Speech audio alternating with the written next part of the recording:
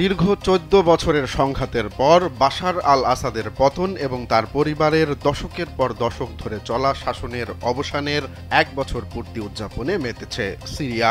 সোমবার ভোরে দামেস্কের উমাইয়া মসজিদ থেকে বিজয় উল্লাস শুরু হয়, যেখানে হাজার হাজার মানুষ সিরিয়ার জাতীয় পতাকা হাতে রাস্তায় নামে। ইসলামপন্থী নেতৃত্বাধীন আক্রমণের মুখে আসাদ ১ বছর আগে রাশিয়ায় পালিয়ে যান। অন্তর্বর্তী প্রেসিডেন্ট আহমেদ আল সারা, যিনি আসাদকে উৎখাতকারী অভিযানের নেতৃত্ব দিয়েছিলেন, তিনি বর্তমানে দামেস্কে সামরিক কুচকাওয়াজ এবং ভাষণের আয়োজন করছেন। উমাইয়া মসজিদে প্রার্থনার পর আল সারা দেশ পুনর্গঠনে সকল নাগরিকের ঐক্যবদ্ধ হওয়ার আহ্বান জানান। তবে এই উদযাপনে সবার অংশগ্রহণ নেই।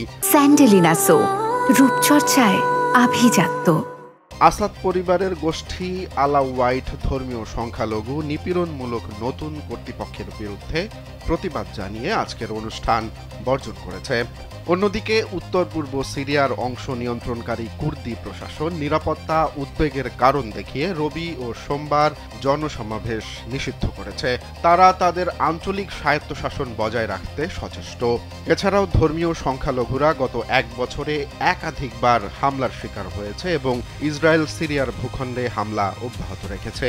দক্ষিণে দ্রুজ সম্প্রদায়ের কিছু অংশ সোয়াইদা প্রদেশে স্বাধীনতার দাবি জানাচ্ছে, যেখানে জুলাই মাসে সরকারি বাহিনীর সঙ্গে সংঘর্ষে শত শত মানুষ নিহত হয়।